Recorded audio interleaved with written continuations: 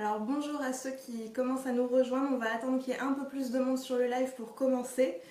Donc on attend quelques secondes, quelques minutes et puis on va commencer. Le temps pour moi d'installer la page Facebook pour avoir toutes vos questions.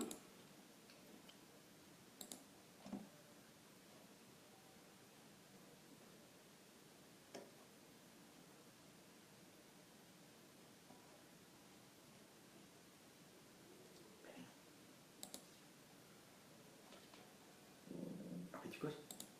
Petit cause. Où est-ce qu'il est le chat? On va parler du chat. Alors voilà, donc bonjour à tous, merci à vous qui êtes présents pour ce Facebook Live aujourd'hui. Nous sommes avec le docteur Stéphane Tardif, Bonjour. qui est docteur vétérinaire comportementaliste et rédacteur pour Waniz. Donc merci docteur Tardif d'être encore avec nous aujourd'hui pour ce Facebook Live.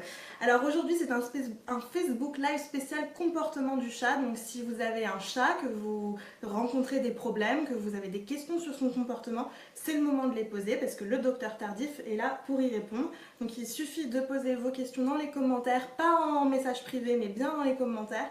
On les sélectionnera et le docteur Tardif y répondra. Donc on va commencer tout simplement par une question de Louise. Louise, elle a 4 chats, elle demande s'il est vrai qu'il faut autant de litières dans la maison qu'on a de chats. Oui, en effet. Bon, c'est valable en particulier pour les chats qui vivent en intérieur, qui ne sortent pas, parce que s'ils ont un accès à l'extérieur, bon, ils vont faire à l'extérieur, et c'est pas plus mal pour eux. Pour les chats d'intérieur, c'est comme pour nous, nos toilettes, tout simplement, ils ont tendance à pas aimer trop partager au niveau des odeurs, et puis parfois, il y a même des chats qui veulent séparer les urines et les crottes. Donc on recommande même parfois d'avoir une litière de plus en fait qu'il y a de chats, N plus 1. Donc il faut avoir beaucoup de litières et en plus c'est bien de les installer dans des endroits qui ne sont pas forcément toujours les mêmes. Le chat aime bien éliminer à différents endroits sur son domaine de vie, donc les mettre à des endroits opposés dans la maison, ça peut être assez intéressant. Une dans le garage, une dans la salle d'eau par exemple, ça peut être de bonnes indications. Stéphanie, elle a un problème de malpropreté avec son chat, c'est un problème assez courant. Son chat fait pipi sur son panier ainsi que sur ses affaires à elle, alors qu'elle a 2 litières, donc comment faire? Justement, donc une des manifestations fréquentes du chat qui est un peu contrarié ou parfois même en sérieux mal-être, ça va être d'aller uriner un peu partout comme ça.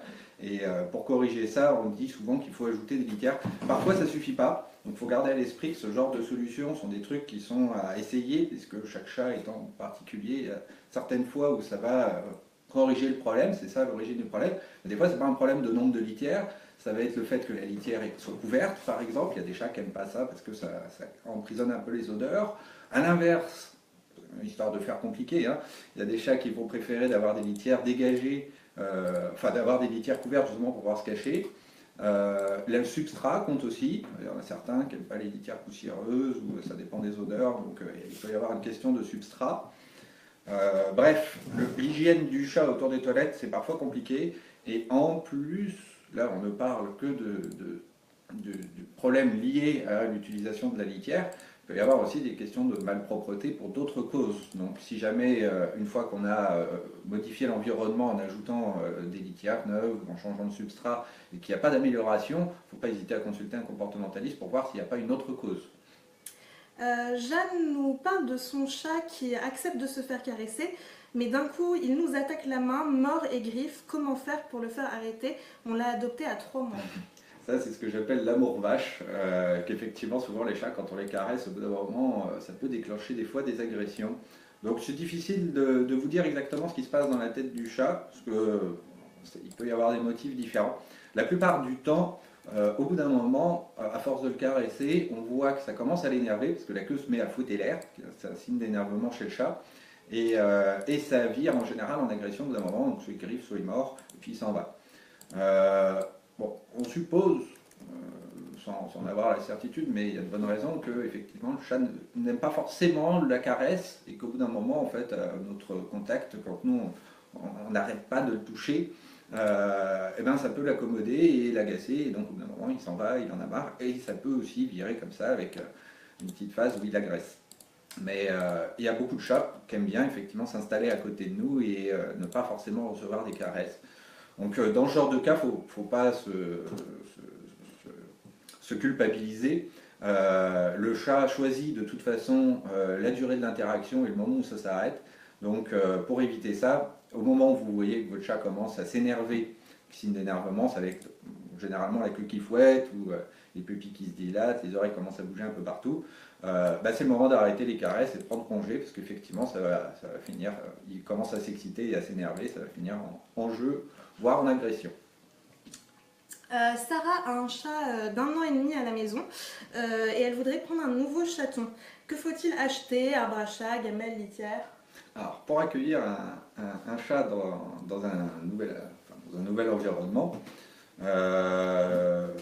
ça dépend énormément des chats, mais un chaton, globalement, vous lui donnez ce qu'il va avoir l'habitude d'avoir par la suite. Donc, pour un chat d'intérieur, il faut directement lui donner des enrichissements. Arbre à chat, jouets, gamelles aussi, éventuellement un peu augmentées. Donc, ça va être les gamelles Cat Activity, par exemple, en forme de labyrinthe. Faut bien installer aussi les litières, j'en ai déjà parlé avant, mais je le rappelle à ce moment-là, c'est très important que le chat ait d'emblée accès à des toilettes propres. Au niveau du couchage, c'est moins important, les paniers, les chats ont tendance à sélectionner les leurs et à parfois même changer, ils ne sont pas toujours attirés par les paniers qu'on leur achète, donc pour ça, c'est selon notre volonté. Et au niveau des gamelles, je recommande de plutôt prendre des gamelles en inox ou en céramique plutôt qu'en plastique. Mais après, pour les versions de gamelles labyrinthe, pour l'instant, il n'y a pas encore tous les gamelles, enfin, tous les modèles qui existent. La priorité, c'est de donner de l'activité au chat au moment où on lui donne à manger. Donc, on peut même acheter plusieurs gamelles, par exemple. Ça peut être assez intéressant d'installer la nourriture à différents endroits dans la maison. Très bien. Fabienne nous pose une question au sujet de Chanel, sa chatte de 4 ans, qui est adorable, mais la nuit, elle lui donne des grands coups de patte très forts sur le visage. Et elle voudrait une solution parce que ces nuits ne doivent pas être super agréables. Et ça, c'est toujours compliqué. Pour, le chat a une activité qui est diurne et nocturne, c'est-à-dire qu'il vit le jour et la nuit. En fait, il a un cycle qui est très très court, donc il a tendance à avoir des phases d'activité en plein milieu de la nuit. C'est des remarques extrêmement fréquentes. Pour corriger ce problème, malheureusement, il n'y a pas grand-chose à faire dans la mesure où c'est le mode de vie du chat qui fait que de toute façon, il va se réveiller au cours de la nuit pour aller chercher à manger et éventuellement éliminer et avoir parfois aussi des phases de jeu. Donc là, en l'occurrence, il recherche l'interaction sociale en allant vous réveiller. Il n'y a pas grand-chose à faire à part s'isoler du chat pendant la nuit, effectivement. Et le problème étant qu'en plus, on renforce ce comportement, c'est-à-dire qu'on invite le chat à continuer, en fait, involontairement, hein, bien sûr, mais le simple fait qu'on se réveille et que du coup on réponde, qu'il se mette à y avoir une activité dans la maison, c'est ce que recherche le chat en fait à ce moment-là. Lui, il est parfaitement réveillé, pour lui, c'est pas le milieu de la journée, mais en fait, il a des cycles très courts, donc effectivement, il est en pleine phase d'activité, il recherche l'interaction sociale, donc le simple fait de se réveiller et de bouger, par exemple, sous les couvertures, ça va déclencher des comportements de jeu chez lui. Donc c'est très difficile de ne pas renforcer ce comportement-là en évitant de se réveiller. Concrètement, il faudrait pouvoir l'ignorer, mais c'est pratiquement impossible. Ils sont capables de détecter les variations de souffle d'un humain en train de se réveiller, puis du coup, ça va déclencher des miaulements et tout ça. Donc non, moi, je n'ai pas trouvé d'autre solution que de s'enfermer dehors et après de prendre son mal en patience en essayant d'ignorer le plus possible les demandes du chat pendant la nuit. Donc surtout pas se lever pour lui donner à manger ou des choses comme ça. Il faut préparer pour qu'il ait accès à ces choses-là la veille au soir. Donc bien veiller à ce qu'il ait effectivement sa nourriture et des jouets toute la nuit, de quoi s'occuper. Mais nous, il ne faut surtout pas renforcer. Voilà. Très bien, merci docteur Tardif.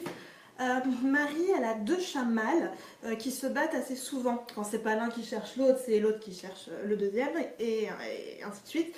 Ils dorment avec elle la nuit, sur le lit, mais d'un coup ils se battent et ils se mordent et miaulent. Comment les calmer? Ça peut être compliqué, parce que là, il faudra détailler les circonstances lors des phases d'agression, savoir exactement ce qui déclenche, et c'est pas toujours évident avec les chats, parce que des fois... Ça peut être un problème de territoire, peut-être, parce qu'ils dorment tous les deux sur le même lit En l'occurrence, non, puisqu'ils partagent le même domaine de vie, de toute façon. Donc, chez les chats, la notion de territoire, d'ailleurs, est à discuter. Ça reste encore assez flou, mais on parle plutôt de domaine de vie en comportement, dans le sens où le territoire du chat n'est pas là pour limiter la présence des autres. En fait, on a constaté au cours d'études que les territoires de chasse se chevauchent les uns les autres. À partir du moment où, où le territoire est vaste, par exemple, où les chats ne se croisent pas, ça ne pose pas de souci. Donc c'est juste une question d'espace en fait, plus que le fait qu'ils partagent un espace commun, il faut juste qu'ils en aient suffisamment. Non, par contre, il se passe certainement quelque chose qui contrarie l'un des deux chats au point de déclencher une agression. Ça peut être lié aux circonstances à ce moment-là, effectivement, qu'on donne de l'attention à un chat, puis bah, l'autre n'apprécie pas d'avoir son congénère à côté à ce moment-là. Donc ça, à voir si jamais le problème notamment s'envenime ou si c'est vraiment grave, que l'agression peut déclencher des blessures par exemple ou des choses comme ça. Là, il faut effectivement gérer la situation et éventuellement changer le contexte pour que ça n'arrive plus. Donc déclencher des rituels par exemple et puis faire en sorte que ils dorment en séparés le soir. Mais il peut voilà, il n'y a pas qu'une solution, il y en a plusieurs à essayer. Et pas hésiter aussi, là, dans un cas comme celui-là, à voir avec un comportementaliste parce que, je vous dis, c'est très important de détailler les circonstances autour du moment où ça agresse pour avoir plus de détails, pour savoir un peu la cause, cibler éventuellement une cause particulière. Dans le même genre de questions, on a Baya Detine, je ne sais pas si je prononce bien le nom, désolée. Elle a 2 chats, une chatte de 4 ans qui crache et donne des coups de patte à leur deuxième chat, qui a 1 an et qui est arrivé récemment au mois de juillet. Elle demande si ça va durer encore longtemps. Ouais, bah justement. C'est vrai que dans les thérapies face à ce genre de choses, suite à des consultations comportement, ce qu'il faut être préparé à supporter, c'est le temps, en fait. C'est des choses qui prennent beaucoup, beaucoup de temps. Le chat, déjà, n'est pas social par nature, donc il a tendance à peu supporter la présence de ses congénères et il se met du temps à s'habituer. Mais quand il y a un problème de fond, les manifestations peuvent mettre du temps à arriver, peuvent mettre du temps aussi à disparaître. Donc, ça va être compliqué de répondre à la question précisément dans la mesure où il faudrait voir aussi pareil l'environnement des 2 chats pour savoir s'ils ont suffisamment d'espace, s'ils ont suffisamment de litière, s'il n'y a pas de frustration alimentaire, enfin, toutes ces causes-là qui peuvent être des causes potentielles à des agressions de chats, mais si jamais ce n'est pas le cas, si jamais ils ne se connaissent pas depuis très longtemps, effectivement, il faut encore faire preuve de patience. Si par contre c'est des chats qui se connaissent depuis longtemps et qui se mettent à déclencher maintenant là des agressions comme ça, il faut voir s'il n'y a pas une douleur ou quelque chose qui viendrait incommoder l'un des 2 chats au point qu'il ne supporte plus l'autre.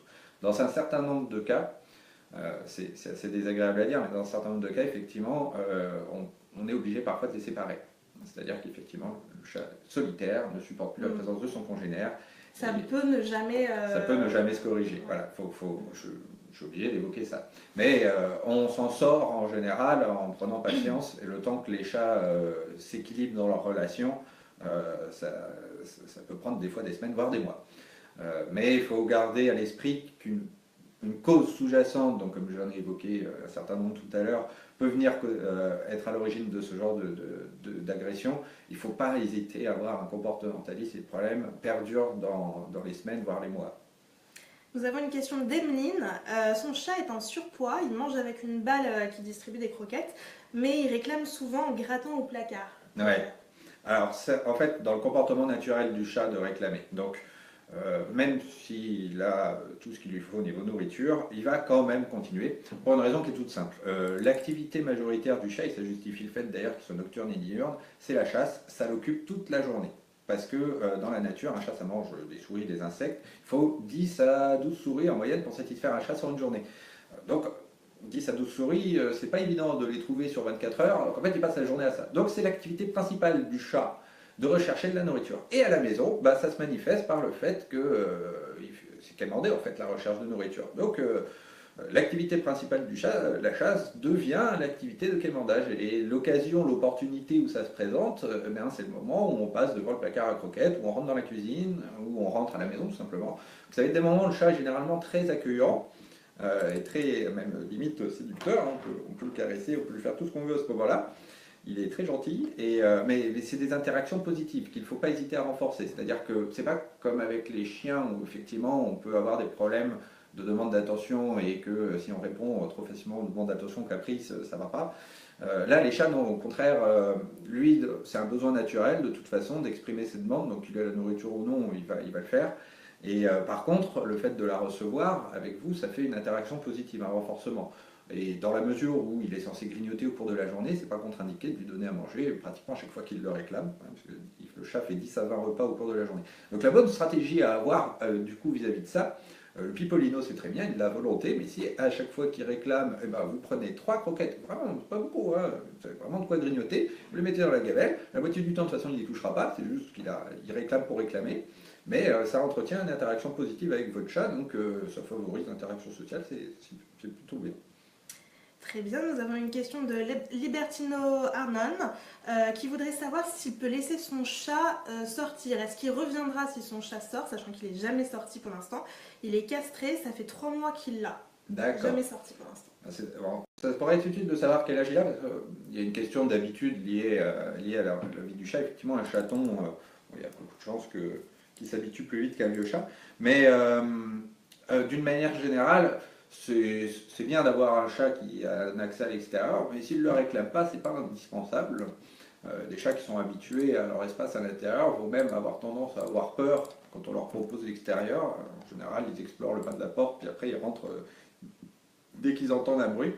Donc le plus simple, en fait, c'est de vous lui laisser tout simplement l'accès à l'extérieur une fois où vous pouvez le surveiller pour voir comment il se comporte, tout simplement, si ça l'attire. Simplement déjà. Si vous voyez qu'il fait quelques pas à l'extérieur et qu'il est curieux, ça peut être bien de lui proposer ce type de sortie régulièrement. Il faut savoir que de toute façon, le chat étant très craintif par nature, il n'a pas tendance à foncer droit devant et à se perdre. C'est l'inverse en fait. Il va explorer très progressivement le domaine qu'il a en accès à l'extérieur, comme un cercle dont il va augmenter petit à petit le diamètre.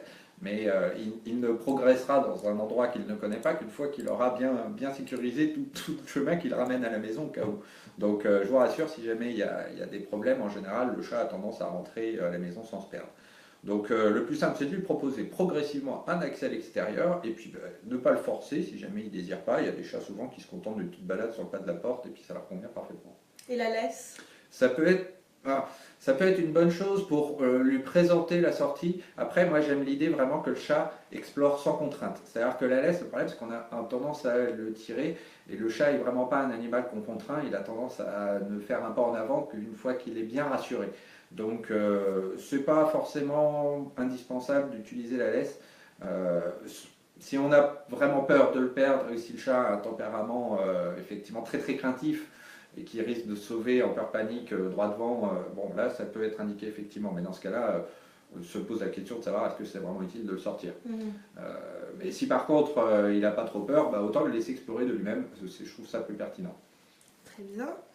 On a pas mal de questions sur le patounage, mais alors il n'est pas nommé comme ça par nos internautes parce que peut-être qu'ils ne savent pas ce que c'est. Est-ce que vous pourriez nous expliquer? Le pétrissage. Voilà, c'est ça. On a par exemple Virginie, quand elle se pose sur le canapé le soir, il y a son chat de 5 ans qui patoune sur la manche de son pull, qui a tendance à s'exciter. On a Johanna aussi qui fait pareil, qui tâte son pull.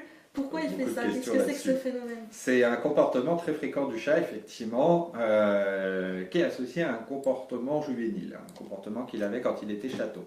Donc, effectivement, l'animal, quand il naît avec très très peu de comportements innés en général, et chez les chats et les chiens, parmi ces comportements, il y a celui quand on stimule la mamelle qui va déclencher, les lèvres, les babines, ça va déclencher la tétée, et associé à ça, il y a un réflexe qui consiste à bouger les pattes comme ça, parce que ça fait que le chaton en fait appuie sur la mamelle en même temps que téter, ce qui lui permet de sortir du lait.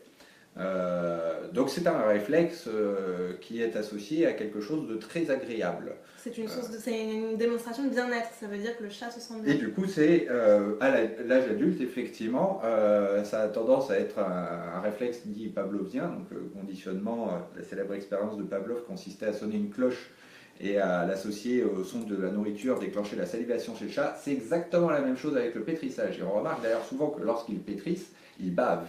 Parce que justement, c'est un réflexe qui est associé à l'un des premiers plaisirs de leur vie. Et ce plaisir est alimentaire, donc on a un réflexe de salivation qui est associé au plaisir. En l'occurrence, là, le facteur déclenchant, c'est justement d'être plutôt en situation de bien-être, agréable. Et du coup, il va le manifester en se rappelant un peu ces souvenirs-là, et ça va le faire baver, et il va avoir envie de pétrir. Après, il y a des trucs qui vont déclencher les comportements de pétrissage à l'âge adulte, pratiquement automatiquement. Il y a des chats qui adorent pétrir, il y en a qui le font moins. Les pulls ont tendance à beaucoup les attirer. Et effectivement, quand vous voyez votre chat faire ça, vous pouvez vous dire qu'il est plutôt détendu et en bien-être. Très bien. Alors on a Aurélia, elle a un chaton de 3 mois, un tout petit chaton. J'aimerais savoir si c'est normal qu'elle crache sur les gens quand on joue avec elle. Oui, voilà, c'est disons que c'est normal. Il y a des chats qui ne le font pas et ça peut être un problème lié au fait qu'elle ait peur, qu'elle soit anxieuse par rapport à ça et donc qu'elle ait des manifestations agressives. Après, si c'est dans le cadre du jeu, il y a peu de chances que ce soit de la peur. Ça peut être lié à l'excitation. Il y a certains chats qui au bout d'un moment s'énervent lors de l'interaction sociale et notamment du jeu et finissent en agression. Donc le chat est un animal qui a une socialité très particulière, hein. Techniquement, il est pas fait pour vivre en groupe, même si à notre côté, et depuis tout le temps qu'il est domestiqué, il a tendance à avoir des besoins sociaux aussi, hein. Il y a des chats-chiens, ça existe. Mais il n'a pas tendance à favoriser ce type d'interaction. Et typiquement, lors du jeu avec les chats, ben, il peut y avoir des situations où en fait, on a du mal à distinguer le jeu d'une bagarre, tout simplement. Donc bah là, c'est typiquement ce genre de cas où en fait au départ ça part sur un jeu, puis en fait au bout d'un moment il s'énerve et puis bah, il commence à être agressif et ça finit même, il griffe, il mord ou il crache. Donc on va dire que c'est pas, c'est normal comme étant le comportement naturel du chat. Après, c'est vrai que nous on tend à éviter ce genre de comportement, c'est pas forcément agréable. Ce qu'il faut faire pour éviter ça, c'est arrêter le jeu avant que le chat commence à s'exciter et à s'énerver, tout simplement. Donc rester dans l'interaction positive et pas finir sur une interaction négative. Libby a un peu le même problème, elle explique que son chat lui mord les mollets quand il joue. J'imagine que c'est la même réponse. Oui, c'est du même ordre. Après, il y a un autre phénomène qui s'observe typiquement pour les mollets, là, Ouais. c'est le phénomène de ce qu'on appelle la prédation. C'est-à-dire qu'il y a des chats de temps en temps qui vous attendent au coin d'un mur et puis qui vous sautent dessus comme ça sans prévenir et qui peuvent parfois faire assez mal d'ailleurs. Ben, toujours dans par rapport à ce que j'ai dit tout à l'heure sur l'idée que le chat a un budget d'activité qui est principalement centré autour de la chasse, ben, l'une de ses activités favorites, le jeu, consiste à simuler la chasse. Et ben là, c'en est parfait exemple en fait. C'est-à-dire qu'il se met à l'affût, puis il vous chasse littéralement. Et ça peut être très amusant tout ça, de vous attendre au coin d'un mur. Donc voilà, très amusant pour lui, hein, évidemment. Ça l'est moins pour nous. Donc la bonne solution pour pallier à ce genre de problème, si jamais c'est excessif, parce que moi j'ai aucun problème à jouer avec ça, je me cache derrière les poteaux pour aller stimuler justement le jeu de mon chat, mais notamment parce que mon chat a de très bons contrôles au niveau de ses griffes, mais c'est pas le cas de tous, ils font pas tous attention à ça. Bah, si jamais le chat fait mal ou que le jeu est excessif, et bien dans ce cas, il faut ne pas renforcer, hein, donc en lui fournissant pas la réponse adaptée. Donc en général, il faut plutôt répondre en se montrant antipathique, hein. C'est-à-dire que le chat a tendance à bien reconnaître un humain qui va être agréable pour lui d'un humain qui ne va pas être agréable. Si jamais on s'agite, qu'on fait des grands gestes, ça peut renforcer le jeu en fait, hein. Il ne peut pas l'interpréter comme ça. Donc moi, ce que je prescris souvent, c'est de faire un grand bruit, un grand non, et ça suffit généralement à faire partir le chat sans lui faire peur. Et par contre, juste rajouter en plus, il ne faut pas hésiter à lui fournir du jeu par ailleurs, en fait, de l'activité. C'est souvent, ça peut être des chats qui sont en manque d'activité, donc pensez à ça également si jamais il fait ça un peu trop souvent. Très bien. Stéphanie demande comment empêcher son chat de systématiquement planter ses griffes dans ses rideaux. Elle a utilisé du Feliway, les répulsifs, etc. Ça ne fonctionne pas. Alors qu'elle a accès au balcon et beaucoup de griffoirs aussi à disposition et de jeux. Mais voilà, elle plante ses griffes dans les rideaux. Ça va être une question qui va permettre de pouvoir répondre à beaucoup de questions. Mais d'une manière générale, pour corriger des chats qui font des dégâts, donc ça va être là c'est les rideaux, mais c'est souvent le canapé ou Oui. des fauteuils en cuir ou des choses comme ça qui vont être utiles pour faire les griffes. L'activité de griffage est une activité naturelle du chat qu'il a tendance à faire sur des troncs d'arbres et qui lui permettent d'user en partie ses griffes. Mais c'est pratiquement un besoin fondamental pour lui et un comportement qu'il a besoin d'exprimer quotidiennement au cours de la journée. Et les supports qu'il va sélectionner, il a des préférences, hein.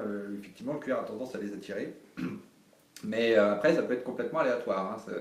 Il y a des chats qui vont avoir des fois des objets qui vont les attirer plus que d'autres. Il est difficile de comprendre pourquoi celui-là plus qu'un autre. Le problème, c'est que pour corriger ça, eh bien, il faut trouver quelque chose de plus attirant qui vienne substituer à son comportement de griffage. Donc il faut lui donner effectivement d'autres griffoirs, des choses comme ça. Et bien parfois ça ne suffit pas. C'est-à-dire qu'il faut trouver un griffoir qui est plus attirant selon les critères du chat et pas les nôtres. Et ben, des fois c'est difficile d'aller remplacer les rideaux qui sont en plus qui bougent, ça peut être un peu stimulant comme ça, ou bien le canapé où c'est très agréable d'aller planter ses griffes dedans. Donc c'est pas toujours évident en fait de corriger ce genre de problème. Et très concrètement, on a souvent des échecs dus au fait que ben, on a beau acheter 10 milliards de griffoirs, proposer au chat des sorties, etc. Ben, il continue à le faire sur le canapé. Donc très souvent, la seule et unique solution malheureusement revient à empêcher le chat d'accéder au support interdit et à lui fournir en parallèle le support autorisé. Ça génère chez le chat une nouvelle habitude et une fois qu'il est ritualisé, là on peut laisser accessible l'ancien. Le chat a perdu de l'habitude. Donc c'est vraiment une question d'habitude sur laquelle on peut travailler pour conditionner le chat à éviter ça, mais pour lui faire perdre l'habitude, pour l'arrêter sur l'ancien support, c'est pas du tout évident. Et alors, dans la question, il était question d'hormones, de félivois, de choses comme ça. Je suis dubitatif par rapport à ce qui attire le chat, donc tout ce qui va être de l'ordre du phéromone pour ce genre de truc. Je ne vois vraiment pas en quoi ça peut être utile. Ça peut jouer dans certains cas par rapport à des manques d'activité ou des mal-être où le chat va exprimer ce genre de comportement. Bon, ça peut peut-être jouer comme ça, mais c'est pas ça qui va venir corriger directement ce problème-là. Par contre, des répulsifs, là, ça va être plus pertinent. Et des répulsifs à base d'agrumes, tout ce qui va être au citron ou à l'orange, ça a tendance à être assez efficace pour repousser le chat. C'est les odeurs que le chat déteste. Les agrumes, ils détestent ça. Il n'y a qu'à mettre un citron près d'une gamelle et vous allez constater que le chat ne va plus manger et c'est vraiment des odeurs qu'il déteste. Donc c'est très efficace pour empêcher un chat d'accéder à un endroit particulier et ça permet d'éviter qu'il fasse des dégâts ou ça permet aussi de corriger les problèmes de malpropreté aussi souvent. Alors, il nous reste le temps pour une ou deux questions, pas plus malheureusement. Une question de Morgane. Son chat a de grosses sautes d'humeur. Un jour, elle va être hyper câline. Le lendemain, elle lui cracher dessus, lui grogner dessus. Ça va durer un temps pour redevenir très câline un certain temps aussi. Qu'est-ce que ça signifie ? C'est le caractère naturel du chat, en fait. Le chat a une tendance solitaire. On dit qu'il est social opportuniste, c'est-à-dire qu'il va apprécier le contact social avec d'autres individus, qu'ils soient humains ou d'autres chats. C'est plus vrai d'ailleurs avec des espèces différentes, et il a tendance à moins supporter ses congénères et à plus tolérer les humains par exemple. Mais il peut être malgré tout très solitaire indépendamment de ça. Il va profiter il va avoir des besoins sociaux à partir du moment où il est dans une situation relativement confortable. Mais c'est très variable d'un individu à l'autre. C'est-à-dire que même si on a un chat qui est tout confort, il peut quand même avoir un tempérament très solitaire, très indépendant. Donc il ne faut pas on va dire, se morfondre, se vexer par rapport à un chat qui nous ignore. On va dire que c'est malheureusement c'est leur comportement. On va dire, c'est leur comportement naturel, donc c'est ce qu'il faut s'attendre à avoir quand on adopte un chat. Ça peut être même limite assez ingrat de notre point de vue. Oui, on a eu une question de Cédric aussi dans ce sens-là qui se demandait si son chat l'aimait parce que... Voilà. C'est rare que, justement, on parlait d'affection dans ce genre de situation, pour un animal qui est solitaire, où la relation est pas... Enfin, il y a de l'affection et il y a des besoins sociaux, mais on va dire qu'à partir du moment où le chat va exprimer des besoins de solitude, eh bien, même si nous on a envie de câlin à ce moment-là, le chat va les ignorer. Concrètement, l'adage qu'on sort régulièrement, c'est le chat qui décide concrètement. Et on ne peut plus vrai au travers de ça. C'est-à-dire qu'il décide de quand est-ce qu'il initie les interactions sociales, mais il a le droit aussi d'interdire les moments où il va vouloir être seul. Bon, c'est difficile d'aller obliger un chat à ces choses-là parce qu'effectivement, le chien va prendre plaisir à nous satisfaire, tandis que le chat, quand il vient vous réclamer des caresses, concrètement, il se fait plaisir. Très bien. Une question de Linda.